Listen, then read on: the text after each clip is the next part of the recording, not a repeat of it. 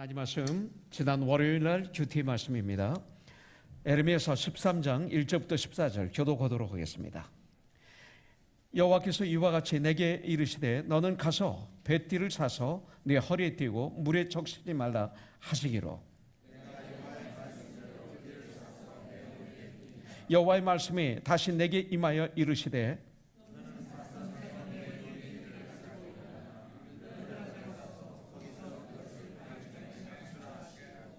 내가 여호와께서 내게 명령하신 대로 가서 그것을 유브라데 물가에 감추니라.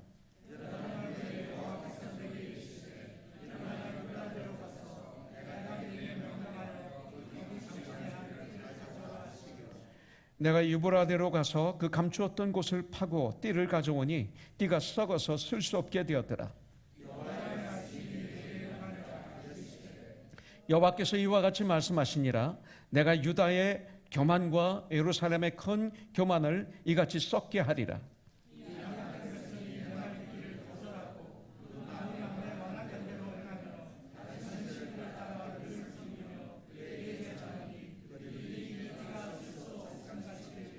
여호와의 말씀이니라. 띠가 사람의 허리에 속함같이 내가 이스라엘 온 집과 유다 온 집으로 내게 속하게 하여 그들로 내 백성이 되게 하며 내 이름과 명예와 영광이 되게 하려 하였었나 그들이 듣지 아니하였느니라.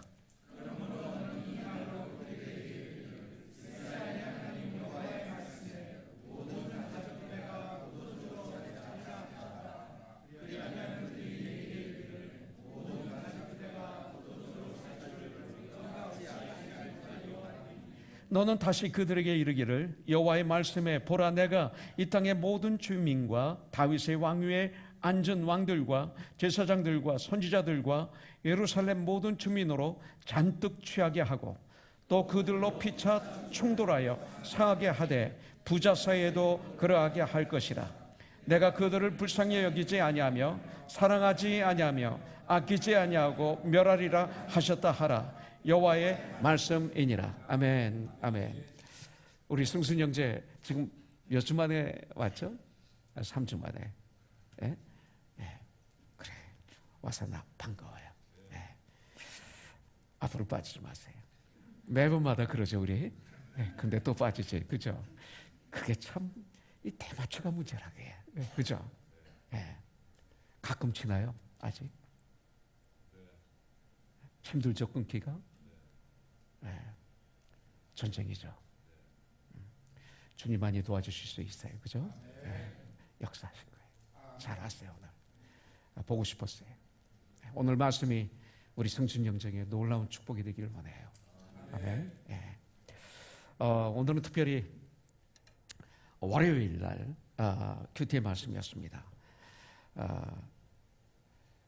오늘 말씀은 특별히 하나님께서 그 썩은 배 허리띠 비유와 그리고 포도주와 가죽 부대 비유를 통해서 유다 백성들의 잘못을 책망하시며 또 간절하게 그들에게 아주 호소하시는 주님의 음성을 우리가 들을 수 있을 것입니다. 두 가지 비유인데 첫 번째는 배로 만든 허리띠의 비유입니다. 이 비유를 통해서 우리는 몇 가지 주님이 우리에게 주시고자 하는 귀한 말씀을 받을 수가 있습니다. 첫째는 1절부터 2절에 보면 여호와께서 이와 같이 내게 이르시되 너는 가서 뱃띠를 사서 내 허리에 띠고 사라고 말씀하십니다. 그리고 물에 적시지 말라 하시기로 내가 여호와의 말씀대로 띠를 사서 내 허리에 띠니라. 에레미야가 이렇게 말하고 있습니다. 첫째는요, 우리 크리스천들은, 우리 성도들은, 성도들의 삶은 뱃띠를 사야 됩니다. 뱃띠를 사서 내 허리에 띠고 물에 적시지 않는 삶을 살아야 됩니다. 예. 물에 적시지 않는 삶. 이것을 한마디로 말씀드리면 하나님께 매인 삶이에요. 하나님께 매인 삶을 우리가 살아야 돼요. 그러나 여기 뱃띠의 비유는 이스라엘 백성이 하나님께 매여야 한다는 것입니다. 하나님께 붙어 있어야 되는 거예요. 하나님께 매이지 않는 순간 그 뱃띠는 썩어 버린다. 이렇게 이 말씀을 주는 거예요. 오늘 말씀을 통해서 이스라엘 백성이 하나님을 떠나는 순간, 그 순간 그들은 아무 가치가 없는 쓸데없는 존재가 되고 만다. 이것을 벳띠 비유를 통해서 우리에게 가르쳐주고 있는 것입니다. 또한 이 벳띠는 띠 중에서 그렇게 고귀한 띠가 아닙니다. 왕들이 벳띠를 하지 않습니다. 금띠를 하죠. 벳띠는 천하입니다. 어디나 있습니다. 바로 이 벳띠는 예수님을 상징하고 있습니다. 이사야서 53장 3절에 보면 그는, 예수님은 멸시를 받아 사람들에게 버림받았으며 강고를 많이 겪었으며 질고를 아는 자라, 마치 사람들이 그에게서 얼굴을 가리는 것 같이 멸시를 당하였고 우리도 그를 귀히 여기지 아니하였도다. 예수님. 빌보서 2장 5절에 이렇게 말씀하고 있어요. 너희는 이 마음을 품으라. 곧 그리스도 예수의 마음이라고 말씀하고 있어요. 그러면서 6절, 7절, 8절에서 뭐라고 말씀하고 있습니까? 그는, 예수님은 근본 하나님의 본체시나 하나님이시나 하나님과 동등됨을 취할 것으로 여기지 아니하시고, 7절, 오히려 자기를 비워 종의 형체를 가지사 사람들과 같이 되셨고, 8절, 사람의 모양으로 나타나사 자기를 낮추시고 죽기까지 복종하셨으니 곧 십자가에 죽으심이라. 이거예요. 벳띠를 사서 주님은 저와 여러분들을 구원하기 위해서 너무나 사랑하셨어. 우리의 죽음의 문제, 우리의 죄의 문제를 해결해 주시기 위해서 고난을 받으시고 십자가에 달려서 온 피 한 물을 쏟으시고 죽어주셨어요. 속량하신 거예요. 우리를 대신해서 죽어주신 거예요. 사주셨어요. 죄를 속죄해 주셨어요. 대신 당신의 생명으로 우리를 사신 거예요. 3일 만에 죽음을 이기시고 부활하심으로 우리 죄값을 지불하신 거예요. 여러분들, 그래서 이제는 우리가 예수님을 믿고 그리고 회개하고 예수님을 나의 주인으로 나의 구원자로 영접하면 우리는 하나님의 자녀가 되는 거예요. 죄 용서함을 받고 하나님과 관계가 회복이 되고 죽음의 문제가 해결되고 영원한 삶을 살게 되고 이 땅에 사는 동안 우리가 사는 목적을 깨달아 알게 되고 성령님의 도우심을 받아서 승리하는 삶을 살도록 주님은 도와주시고 이런 삶을 살게 되는 거예요. 그런데 오늘 말씀 보세요. 그 뱃띠를 물에 적시지 말라 그랬어요. 물에 적시면 안 된다. 죄에 적시지 말라. 이렇게 말씀하고 있어요. 물에 적신 결과 썩잖아요. 죄에 빠지지 말라. 그래서 구원받은 우리들은 디모데전서 4장 5절에 있는 말씀 그대로 말씀과 기도로 거룩하여 지니라. 거룩하여 지니라. 말씀과 기도로 거룩한 삶을 이제 우리는 살아야 돼요. 베드로전서 1장 16절에 보면 기록되었으되, 레위기 11장을 인용합니다. 기록되었으되 내가 거룩하니 너희도 거룩할지니라. 이렇게 명령하고 계십니다. 에베소서 6장에 보면 전신갑주가 나와요. 영적인 무장이 나옵니다. 그런데 거기에 제일 먼저 뭐라고 말씀하고 있어요? 진리의 허리띠를 띠고. 그런데 진리의 허리띠를 어떻게 떼요? 서서, 떼어서. 진리의 허리띠를 띠라고 그랬어요. 서서 너의 진리의 허리띠를 띠고 이렇게 말하고 있어요. 진리로, 하나님의 말씀으로, 예수님으로 나는 항상 깨어 있어야 되는 거예요. 또 매매는 두 가지가 있어요. 매매는 두 가지가 있어요. 첫째는 하나님께 매임. 하나님께 매이는 것. 이건 뭐예요? 주님으로부터 이끄심을 받는 삶을 얘기하고 있어요. 주님으로부터. 또 하나는 사탄에게 매이는 것. 사탄에게 매이는 것. 사탄에게 매이는다는 뜻은 뭘까요? 내 마음대로 사는 거예요. 이게 사탄에게 매이는 거예요. 내가 편한 대로 사는 거예요. 내가 그냥 아무 생각 없이 내가 원하는 대로 말하고 행동하고 살아가는 것. 이게 사탄에게 매인 삶이에요. 이게 자유가 아니에요. 자유는 그렇게 얘기하지 않아요. 내 마음대로, 내 감정대로, 내가 편한 대로, 내 멋대로 하는 것은 진정한 자유가 아니죠. 주님의 말씀에 매인 우리가 되길 주님의 이름으로 축복합니다.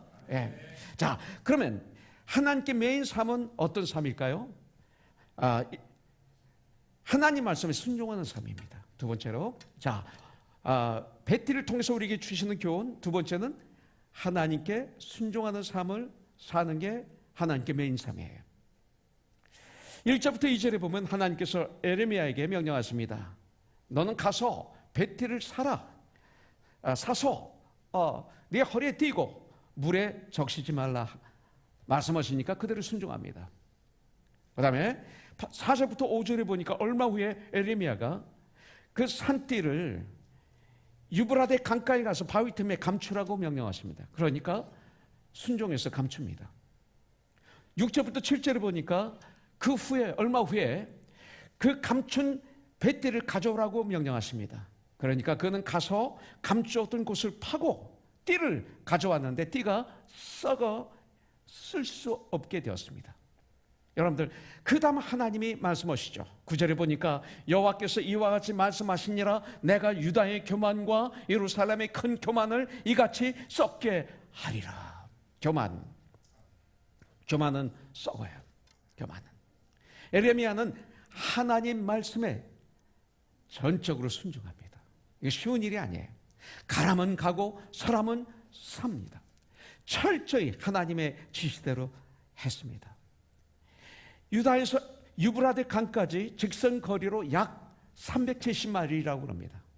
그래서 저는 어제 제 사무실에 앉아서 애플 맵을 가지고 아이폰을 꺼내서 한번 샌프란시스코까지 얼마나 되나 한번 봤어요. 그랬더니 399마일이더라고요. 여기서 샌프란시스코까지 399마일이에요. 그리고 차를 몰고 거기까지 가는데도 피곤해요. 파트릭 선생님을 만나러, 김희숙 집사를 만나러 가끔 거기 갈 때가 있습니다. 근데 피곤해요. 그런데 370마일이에요. 그땐 차도 없었을 텐데 그 먼 거리까지 가서 뱃띠를 유브라데 강 바위틈에 감춥니다. 다시 가져오라. 가서 다시 가져옵니다. 성경에 보니까 안 됩니다. 한마디도 없어요. 바쁩니다. 지금은 안 됩니다. 조금 이따 하겠습니다. 아니, 하나님 그걸 말이라고 해서 그 먼 거리를 왜 여기도 있는데 여기도 강이 많은데 여기다 감추면 되죠. 불평, 불만, 원망 하나도 없어요. 에레미야는 100% 순종했습니다. 7절에 보면 내가 유브라데로 가서 그 감추었던 곳을 파고 띠를 가져오니 띠가 썩어서 쓸 수 없게 되었더라. 여러분들 보세요.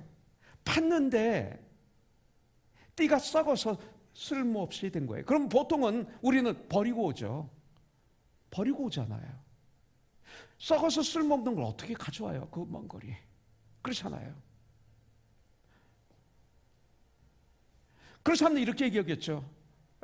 그리고 버리고 씩씩거리고 오면서 뭐라고 했을까요? 하나님, 이런 결과를 보여주시려면 그 먼 거리를 2번씩이나 오고 가게 왜 하십니까? 아마 그럴 수도 있었을 거예요. 근데 에레미야는 불평, 불만 하나도 없이 가져와라 하셨기 때문에, 순종이 어디까지냐?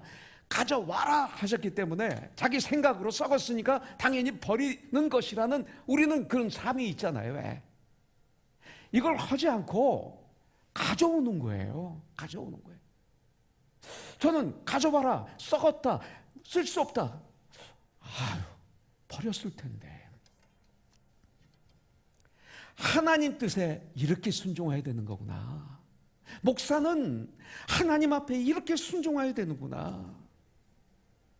저는 이 말씀을 준비하면서 이 큐티를 하면서 내가 이렇게 순종하고 있는가.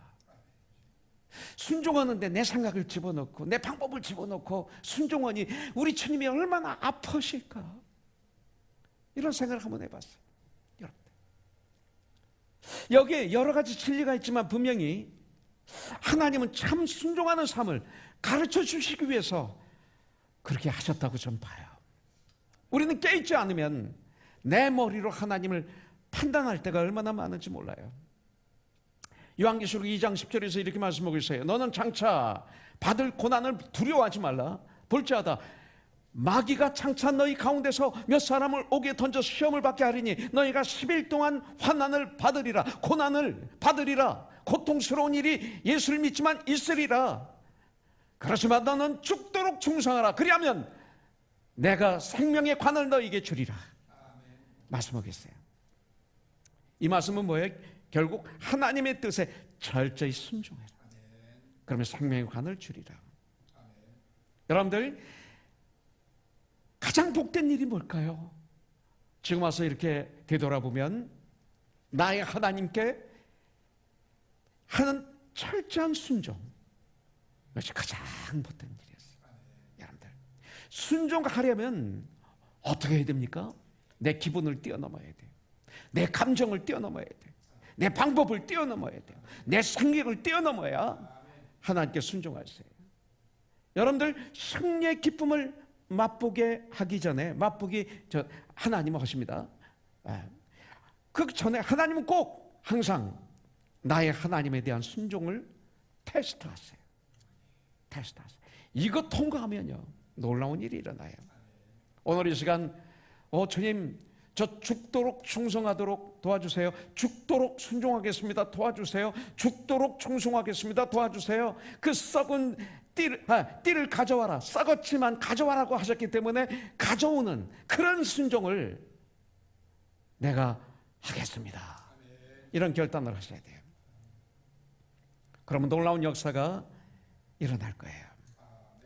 세상에서 주지 못한 축복, 부유함이 있을 거예요. 철저한 순종, 죽도록 하는 순종, 절대적인 순종, 절대적인 충성. 거기에 반대되는 건 뭡니까? 대강이죠. 대강하는 일, 적당히 하는 일, 이거죠. 여기에서는 기적이 없어요. 축복이 없어요. 만족이 없어요. 우리 대강하잖아요. 대강해. 빨리 가자. 대강하고 가자. 이런 얘기 해보셨어요? 안 하셨어요? 대강. 너무 교회 일에 깊이 들어가지 마. 시험 들어. 대강해. 조금 뒤로 빼고 해. 이런 얘기 우리 했지 않습니까? 힘들지 않을 만큼만 해. 이런 얘기예요. 이런 말에 여러분들 속지 마십시오. 그럼 역사가 없어요. 아까 일부 예배 드릴 때 우리 태규 형제가 기도했어요. 이번에 수진자매와 둘이 회사를 오픈했어요. 그래서 도전을 줬죠. 둘 다 실력 있는 친구들이에요. 열심히 해. 그냥 주님 안에서 고민하고 거룩한 고민을 계속해. 기도하면서 밑바닥은 기도가 있고 말씀이 있는 가운데 정말 머리가 깨져라 기도하면서 고민해. 생각해. 하나님께서 갑자기 쿵 아이디어 줄 거예요. 아무 생각 없이 하는 사람에게 아이디어 주는 줄 알아? 아니야. 놀라운 아이디어를 주실 거예요. 대강하지 마. 바쳐. 시간을 바치고 정성을 바치고 마음을 바치고 하나님의 영광을 위해서 바쳐. 그러면 하나님의 시간에 놀라운 역사가 있을 거예요. 손해를 두려워하지 마. 실패를 두려워하지 마. 그것은 너에게 하나님이 주신 훈련의 장이고 너를 연단시키는 장이고 너를 더욱 그 분야의 전문가를 만드는 장이 될 수 있어요. 조그만 실패가 있을 때 거기에 쓰러지지 마. 알았습니다, 목사님. 잠언을 꼭 읽어야 돼. 그 날짜의 잠언. 그리고 시편 5편 읽어. 그리고 큐티를 해야 돼. 만약 못하면 큐티 말씀을 계속 읽고 또 읽고 그래. 내가 하루 종일 주의 말씀을 중얼중얼 하나이다. 주의 말씀은 내 발의 등불이다. 성경이 그렇게 말씀하고 있어. 이런 비슷한 말을 줬어요. 여러분들 성경에 나와 있죠. 요한계시록 2장 15절부터 16절에 보면 라우디아 교회에게 주신 말씀이 있습니다. 내가 네 행위를 아노니 네가 차지도 아니하고 뜨겁지도 아니하도다. 네가 차든지 뜨겁든지 하기를 원하노라. 내가 이같이 미지근하여 뜨겁지도 아니하고 차지도 아니하니 내 입에서 너를 토하여 버리리라. 한번 상상해 보십시오.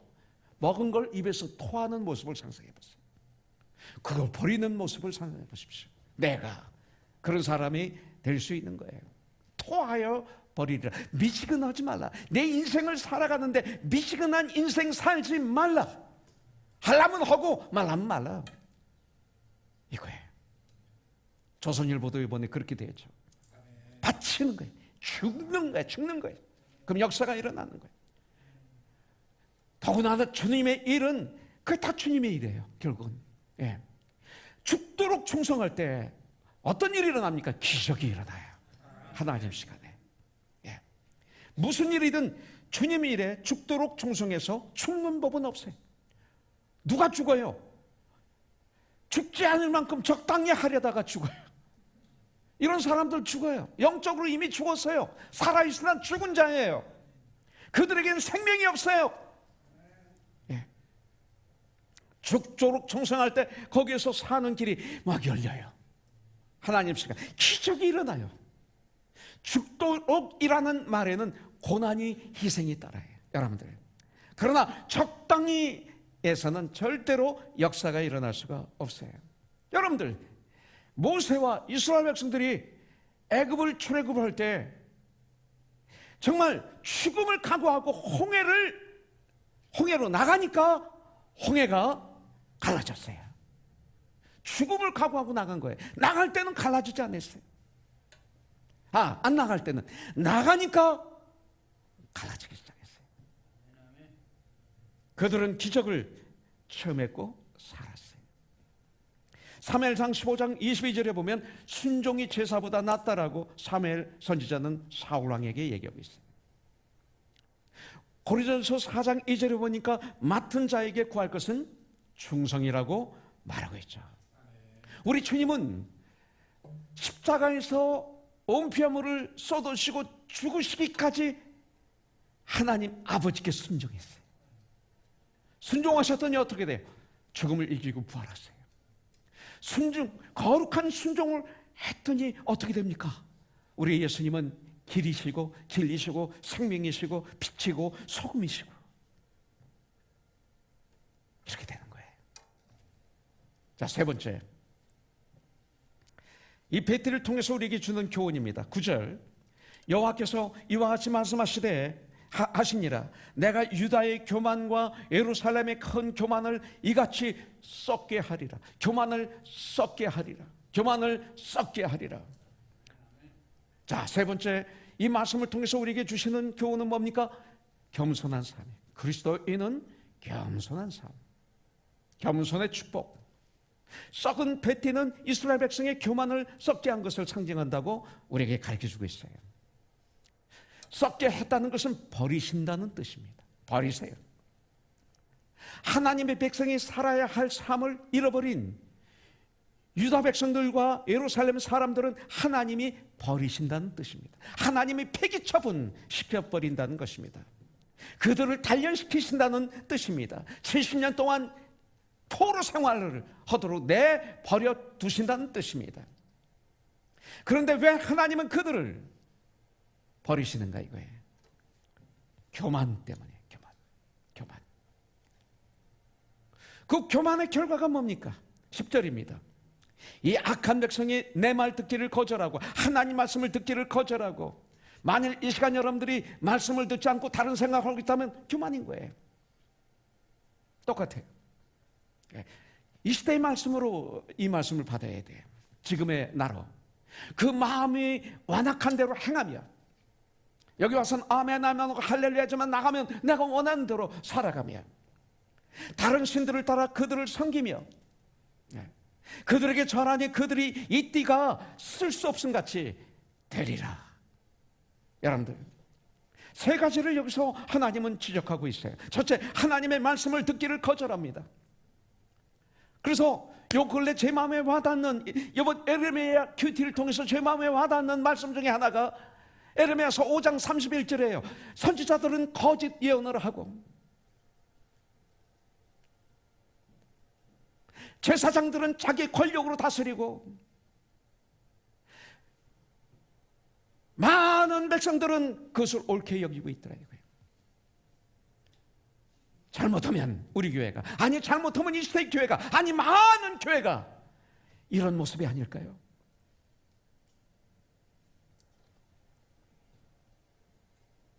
자기 마음에 완악한 대로 하면서 교회라고 합니다. 주님 하지만 다른 신을 섬기며 그들에게 절하는 그런 모습들. 이 세 가지는 하나님의 은혜가 식어지고 죄가 우리 가운데 깊이 들어올 때 나타나는 현상이 바로 이거죠. 교만의 반대는 겸손입니다. 순종은 겸손한 자만이 가능합니다. 그래서 순종과 겸손 다 이게 이어지고 있습니다. 하나예요, 결국은. 이 비유는 겸손한 삶의 중요성을 가르쳐 주시기 위함이라고 저는 분명히 믿어요.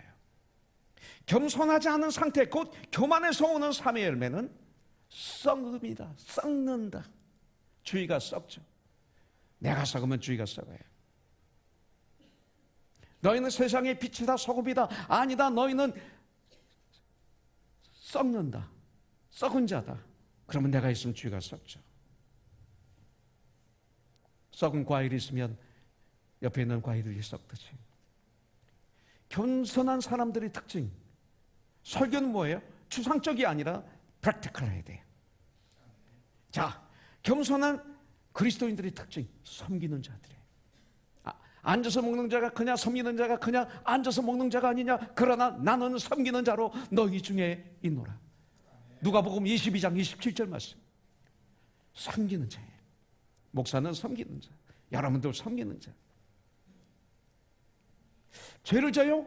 우리도 죄를 질 수 있어요. 이 땅에 살고 있기 때문에. 용서받은 죄인이에요. 죄를 졌을 때 성령님이 알게 해주시고 깨닫게 해주시면 즉시 회개하는 사람. 이게 겸손한 사람이에요. 회개하기가 얼마나 힘든지 몰라요.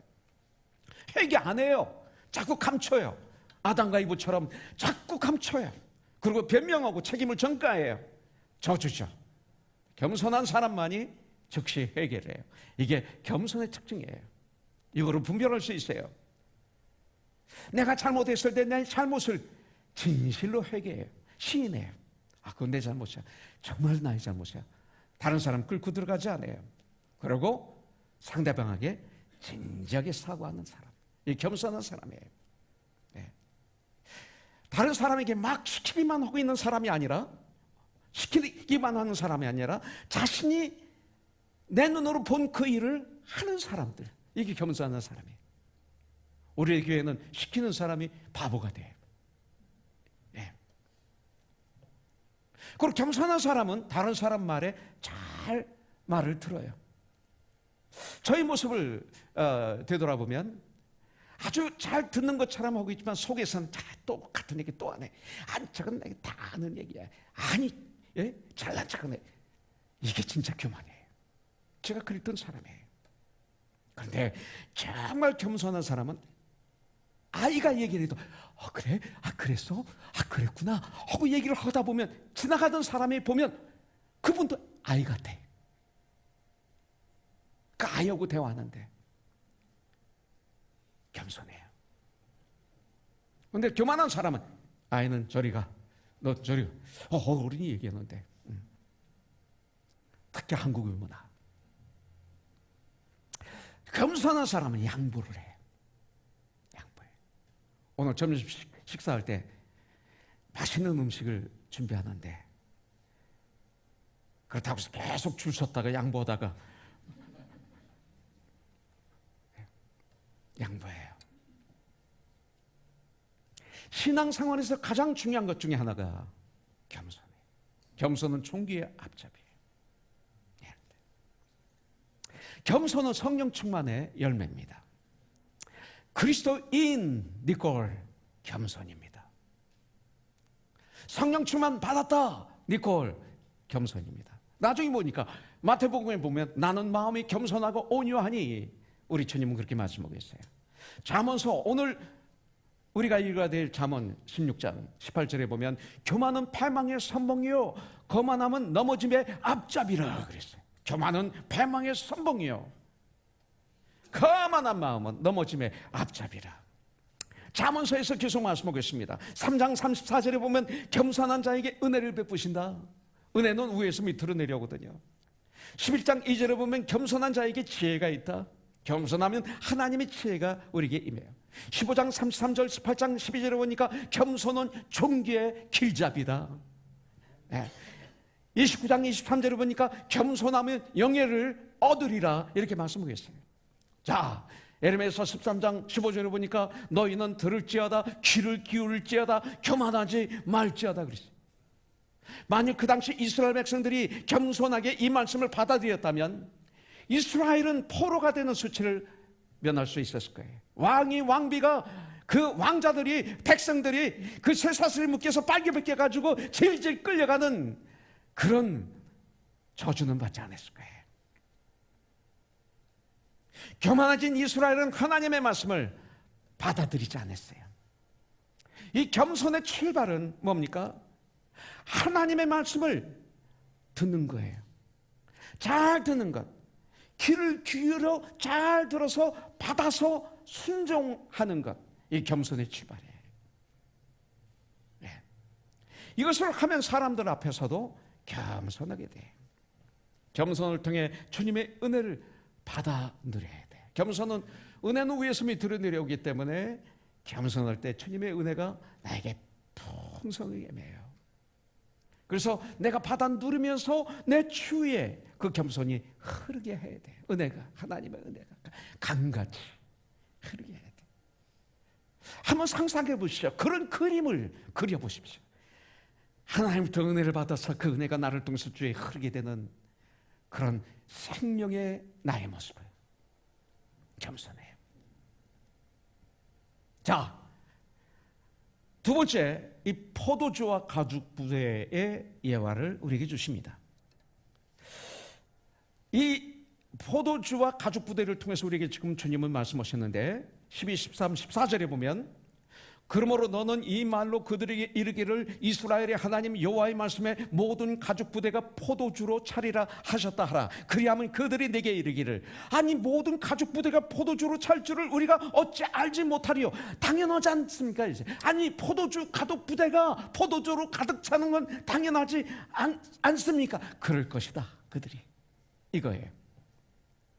13절 너는 다시 그들에게 이르기를 여호와의 말씀에 보라 내가 이 땅의 모든 주민과 다윗의 왕위에 앉은 왕들과 제사장들과 선지자들과 예루살렘 모든 주민으로 잔뜩 취하게 하고 14절 또 그들에게 각 사람이 충돌하여 상하게 하되 부자 사이에도 아버지와 아들 사이에도 그러하게 할 것이라. 내가 그들을 불쌍히 여기지 아니하며 사랑하지 아니하며 아끼지 아니하고 멸하리라 하셨다 하라. 여호와의 말씀이니라. 빈 포주, 이 포도주 가죽 부대를 빈 병을 이스라엘인들에게 보여주시면서 이스라엘의 하나님 여호와의 말씀에 모든 가죽 부대가 포도주로 가득 차게 되리라 하십니다. 자, 포도주 병에 포도주가 채워지는 것은 당연한 것이죠.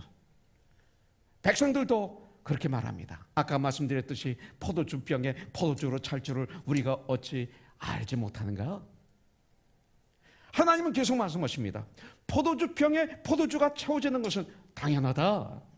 문제는 그것이 변질되었다. 그것이 다른 것으로 채워졌다 이 말이에요. 그 포도주는 삶을 즐겁게 하고 행복하게 하는 것이 아니라 그 가죽 부대에 채워진 그 포도주를 먹으면 그들은 그것을 마심으로 취해서 서로 물고 뜯고 충돌하고 아버지와 아들 간에도 결국은 그런 일이 일어나서 결국은 망하게 될 것이다. 이렇게 말씀하고 있는 거예요. 14절에 보면 또 그들에게 각 사람이 충돌하여 상하게 하되 부자 사이에도 그러하게 할 것이라. 내가 그들을 불쌍히 여기지 아니하며 사랑하지 아니하며 아끼지 아니하고 말하리라 하셨다 하라. 여호와의 말씀이니라. 그들이 하나님의 은혜를 떠났을 때 세상의 가장 기본적인 관계인 아버지와 아들 관계마저도 깨진다. 결국 그들은 내 안에, 내 내면에 하나님의 은혜를 담아서 하나님의 뜻대로 살아야 했는데 교만하여 하나님을 떠났어요. 그리고 그들 안에는 하나님을 거역하는 다른 교훈의 사상들, 오염된 것들로 가득 채워져 이 안에 죄악의 글을 걸어갔습니다. 그래서 그 결과로 내가 그들을 불쌍히 여기지 않을 것이야. 사랑하지 않을 것이야. 아끼지 아니하고 멸할 것이다. 썩은 그 뱃띠를 버리는 것처럼 말씀하시는 거예요. 이것은 오늘 우리에게 주시는 말씀이에요. 우리가 잘못하면 예수님을 믿는다는 형식적인 모습은 있을 수 있어요. 그러나 내 안에 신앙으로, 믿음의 삶으로 채우지 못하지는 않는가? 내 안에 무엇으로 지금 채우고 있는가? 미안해. 이것은 너무나 중요해요. 우리 그리스도인들 겉으로는 참 아름답게 신앙으로 포장되어 있는 것 같지만 내 안을 하나님의 은혜로 채우지 못한다면 우리는 정말로 속는 삶, 잘못된 삶을 살 수밖에 없어요. 신앙생활을 하겠지만 능력이 없어요. 저에게 암이라는 것은 잠깐 제 인생의 길의 여정에서 스톱해서 나를 돌아보는 시간을 주신 축복의 시간이었어요. 암이 저주가 아니라 나에겐 축복이었어요. 이 암을 통해서, 이 고난을 통해서 주님의 율례를 배우노라. 오늘 이 시간이 여러분들은 그런 거 걸릴 필요가 없어요. 안 걸리고 오늘 이 시간 잠깐 서서 나의 인생을 되돌아본다면 여러분들은 더 큰 축복을 누리는 거예요. 나처럼 오지 않고. 수술한 자국이 이 안에 있어요. 림프를 다 떼어나고 스폰지를 다 떼어나고 힘들어요. 그런데 여러분들은 그런 거 안 떼어내도 괜찮아요. 건강해. 그런 상태에서 잠깐 스톱하고 되돌아본다면 무엇으로 채워졌는가? 축복입니다. 축복이에요. 여러분. 그래서 잘못하면 예수 믿는 것을 오라고로 여기면서 살다가 저주스러운 죽음을 맞이할 수가 있어요. 모르면. 내가 지금 믿고 있는 것이 옳다라고 믿는 사람들이 너무 많아요. 요 근래 제가 많은 곳에 가서 집회를 해요. 왜? 첫째는 우리 교회 사랑하는 사역자들을 양육하기 위해서 제가 불어 주일날 피해요. 그러고 가만 주님이 역사하시니까 제가 가는 거예요. 이번에도 버밍엄 알라바마에 가서 사우던 베프티스트 우리 침례교회 목사님들이 얼마나 많이 모이셨는지, 젊은 목사들이 많이 오셨어요. 수요일까지 총회를 하고 목요일날 하루 종일 세미나를 제가 인도해야 되는데 목요일날 하는데 오실까? 가기 바쁜데. 네. 그런 생각을 했어요. 그거에 대해서 염려는 안 했어요. 뭐 3명이 모이면 열심히 3명을 하면 되고 10명이 모이면 10명이 하면 되죠. 그런데 과연 많이 오실까? 꽉 찼어요. 꽉 찼어요. 얼마나 감사하죠. 오전 강의, 오후 강의 했는데 얼마나 행복했는지 몰라요. 그런데 발견한 것들이 있어요. 이 분별의 영. 이번 시카고 가서도 마찬가지예요. 분별의 영. 잘못하면 우리가 열심히 얻는데 속다가 목회도 끝날 수가 있구나. 그래서 하루 종일 함께 머리를 맞대고 피를 토하는 심정으로 같이 서로들 외치고 서로들 통곡하고 이런 시간을 가졌어요. 예수 믿는 것을 올바로 믿지 못하면 오락이에요. 오락. 그러니까 예배가 이 시대는 인스턴트. 동전 하나 집으면 덜컥 1시간 25분 설교, 찬양도 몇 곡 쭉쭉쭉 그래서 1시간에 딱 끝나요. 1시간이 조금 지나면 큰일 나는 거예요. 영의 눈을 뜨고 보면 뭐예요? 예수님을 감옥에 가둬놓은 거예요. 찬양을 감옥에 가둬놓은 거예요. 기도를 감옥에 가둬놓은 거예요. 성령의 역사를 감옥에 가둬놓은 거예요. 모든 것을 인간이 해요. 지금 이 시대 그렇게 됐어요. 기본이 다 많이 무너졌어요. 우리는 주 안에서 하나라고 그래요. 성령이 하나 된 것을 굳게 잡아 지키라. 교회가 조금만 크면 영어부 한어부로 나눠져요. 교육자가 따로따로 들어와요. 얘들은 교회 안에서 교제를 못해요. 학교 가면 다시 만나서 공부하는데 왜 이렇게 교회가 지금 세워지고 있는지 난 이해가 안 돼요. 성경대로 세워져야 되는데 왜 어린아이와 어른과 남녀노소가 함께 한 가정을 이루지 못할까? 이 시대는 특수교회만 말고 구치소라든지 군대라든지 이거 빼고 교회 기본이 지금 다 깨져 있지 않은가? 교회는 하나님의 몸이라고 그랬는데, 하나님의 가족이라고 그랬는데, 회사가 아니고 학교도 아닌데 왜 이렇게 교회가 세워지고 있을까? 왜 이것을 모를까? 왜 이것을 옳다라고 생각하고 그 훌륭한 사람들이 계속 그렇게 하고 있을까? 그리고 세상에서 왜 교회 성도는 따라가고 있을까? 가장 기본이에요. 가장 기본부터 문제가 있는 거예요. 우리가 분별하지 않으면 완벽한 교회는 없어요.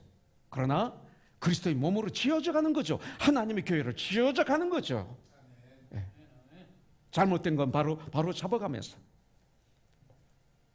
여러분들, 지금 내 안에는 무엇으로 채워져 있을까? 한번 내 안을 바라보세요. 마음의 눈으로. 오늘 하덕규 목사가 있으면 좋은데, 찬양을 같이 부르고 동역하면 좋은데, 하덕규 목사, 제 후배, 가시나무가 생각났어요. 하덕규라는 사람은 시인과 촌장의 멤버였어요. 지금은 목사이자 교수죠. 그가 작사하고 작곡한 가시나무, 제 마음을 울렸어요. 근데 어제 설교를 준비하는데 이 가사가 생각이 났어요. 이 가사가 어떤 가사예요?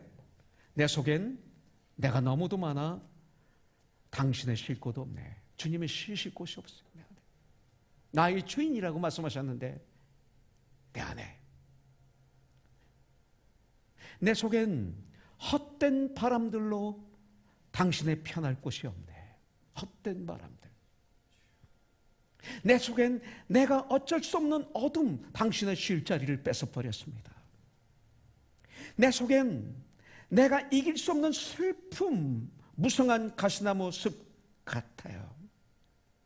바람만 불면 그 마른 가지 서로 부대끼며 울어대고 서로들 마른 가지가 쉴 곳을 찾아 지쳐 날아온 어린 새들도 가시에 찔려 날아가고 우리들의 가시에 찔려 주님의 은혜를 체험하러 왔다가 교회를 떠나고 바람만 불면 외롭고 또 괴로워 슬픈 노래를 부르던 날이 많았는데 내 속엔 내가 너무도 많아서 주님의 쉴 곳이 없네요. 이런 가사예요. 여러분들 세상의 생각들로 가득 채워지진 않았습니까? 혹시 쾌락적인 것들로 내 안에 가득 채워있지 않습니까? 갈라디아서 5장 19절부터 21절이 나오는 것들로 채워져 있지는 않습니까? 음란, 우상숭배, 원수 맺는 것, 분쟁, 시기, 분노, 당짓고 분열시키는 것, 투기로, 술 취함으로, 방탕함으로 가득 채워져 있지는 않습니까? 시기, 질투로, 교만으로. 내 속엔 내가 너무나 많아서 우리 주님이 계실 곳은 혹 없지는 않습니까? 우리는 너무나 많은 쓰레기 같은 정보의 홍수 시대에 우리가 살고 있어요. 그것들 우리들 가운데 얼마나 많이 자리를 잡고 있는지 몰라요. 그것들이 나의 주가 된 거예요. 보지 말라는 것도 아닙니다. 그러나 주는 아니죠. 우리는 오염된 문화 속에서 헤쳐가면서 살아가야 합니다. 이 세상은 오염된 문화예요. 이걸 헤쳐가면서 살아가야 돼요. 오염된 문화의 잔해가 우리 가운데 가득 채워질 수 있기 때문에 스크린하면서 잘못 선택해서 좋아했던 책 한 권. 책 읽어야 돼요. 우리 많이 읽어야 돼요. 그러나 성경보다는 많이 읽으면 안 돼요.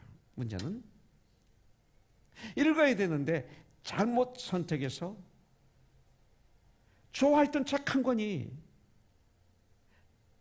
그 내면을 더러운 것으로 가득 채워지게 할 수가 있어요. 그래서 우리 김 집사님 북카페를 담당하고 계세요. 그리고 그것이 끝나면서 또 한의사에게 동시에 한의사이니까 침도 놓고 상담도 해주고 그래요. 이 북카페를 맡겼더니 우리 김 집사님이 첫 번째 한 일이 뭔지 아세요? 3분의 2 되는 책을 다 버렸어요. 전 맡기면 토탈리 맡깁니다. 3분의 2 되는 책을 버릴 때 저는 제 방에 앉아서 빙그레 웃었어요. 참 잘하고 있습니다. 집사님 참 잘하십니다.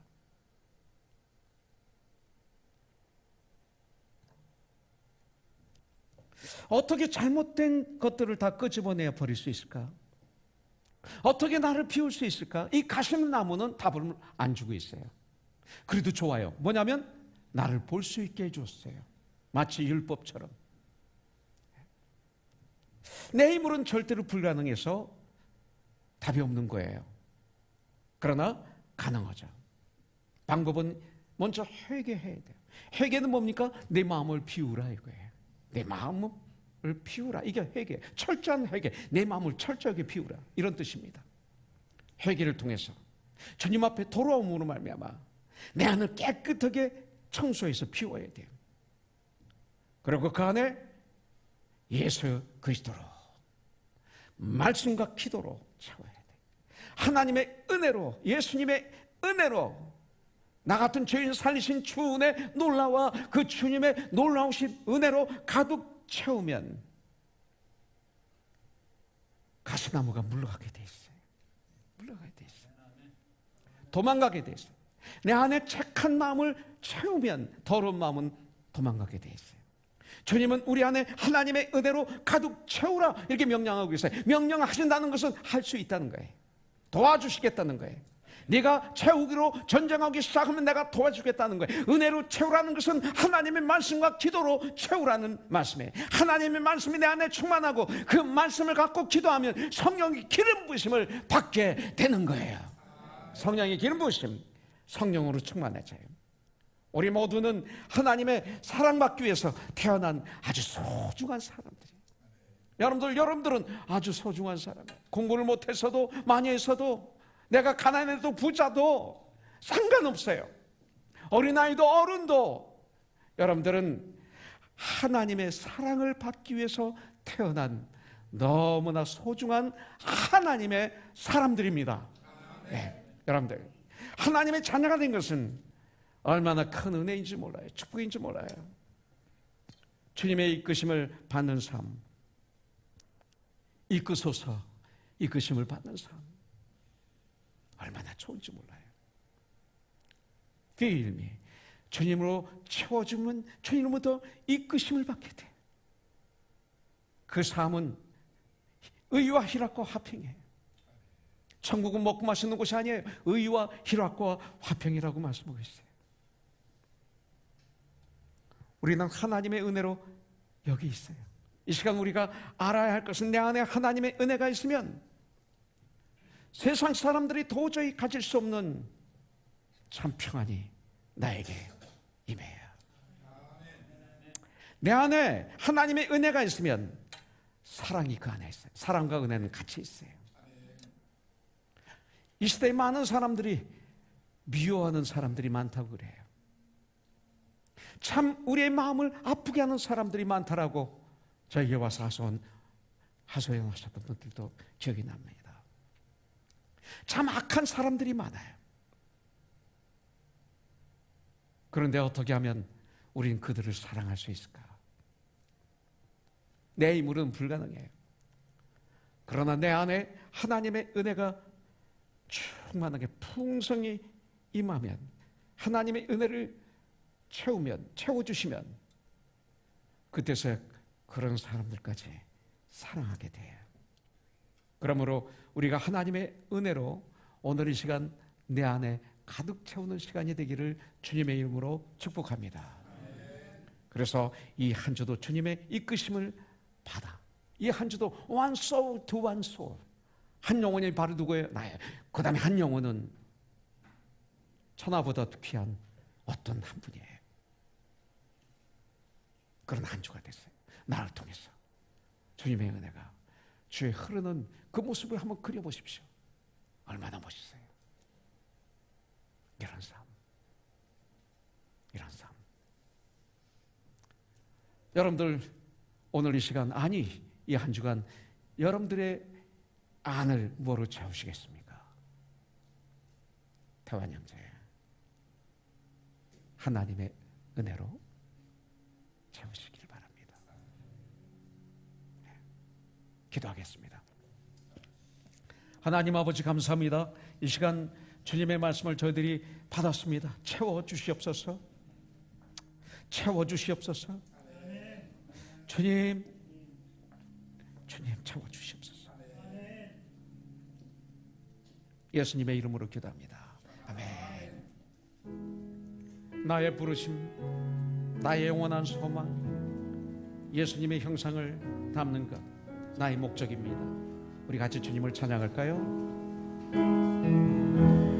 나의 부르심, 나의 영원한 소망, 나의 영원한 소망, 예수님의 형상을 담는 것, 나의 목적, 나의 높은 부르심, 세상을 뒤로하고 주 위에 사는 것. 할렐루야. 덮으소서. 덮으소서. 주 거룩한 품에 품으소서. 바로 이곳이 나 속한 고도 예수 채우소서. 주 얼굴 보기 위해 은밀한 곳으로 내가 나아갑니다. 우리 다시 한번 주님을 찬양할까요? 나의 부르심, 나의 영원한 소망, 예수님의 형상을 담는 것, 나의 목적, 나의 높은 부르심, 세상을 뒤로하고 주 위에 사는 것. 덮으소서. 주 거룩한 품에 품으소서. 이곳이 나 속한 고도 예수 채우소서. 주 얼굴 보기 위해 은밀한 곳으로 내가 나아갑니다. 덮으소서. 주 거룩한 품에 품으소서. 이곳이 바로 내가 속한 고도 예수 채우소서. 주 얼굴 보기 위해 은밀한 곳으로 내가 나아갑니다.